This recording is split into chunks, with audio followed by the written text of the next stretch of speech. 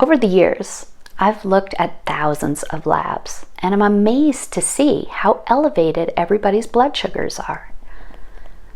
Because of this, I'm going to recommend that you start with some version of ketogenic or low-carb, high-fat diet plan.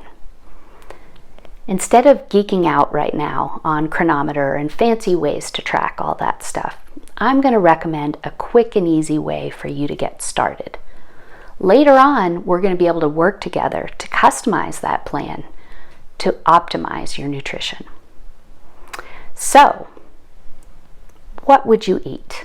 For a typical meal, and this could be breakfast, lunch, or dinner, I'm going to recommend protein about the size of a deck of cards.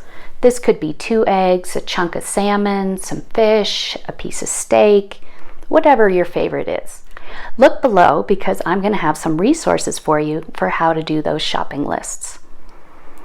Then you're going to want to cook that protein in one of the keto fats that's also on the shopping list below. I also love to have a salad, sometimes even for breakfast, and cover that in another type of keto fat. It's very important that you're mixing up your fats and you're mixing up your vegetables. So this salad could contain anywhere from 5 to 20 different types of leafy vegetables. I also like to stir fry some vegetables or deep fry them or make them into chips in the oven. So I will cook that vegetable in another type of keto fat. So again, mixing up the fats, mixing up the vegetables. Finally, for my fourth fat in my meal, I'm going to have some type of keto fat bomb, maybe even my ice cream. You can even have it for breakfast if you like. And I also love my Life by Chocolate brownies. So then you're getting a fourth fat in your meal.